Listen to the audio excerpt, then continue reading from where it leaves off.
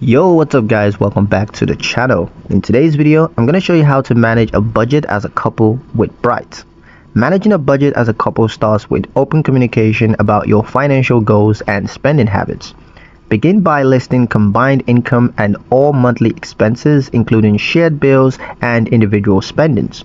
Use Bright to connect both of your accounts, making it easier to track expenses and monitor progress together. Decide how you're going to split expenses, whether it's equally or proportional to income or by category. Set joint saving goals like an emergency funds or vacation, and then automate contributions through the app. Schedule regular check-ins to review your budgets. You could discuss challenges and adjust plans as needed.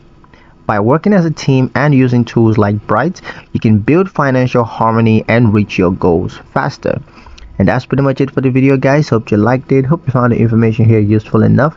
If you did, like the video, comment down below, let me know what you thought, share the video with your friends, and subscribe to the channel if you haven't done so already. And don't forget to ring that notification bell so you never miss another update in the future. Thank you guys for watching, and I'll see you in the next one.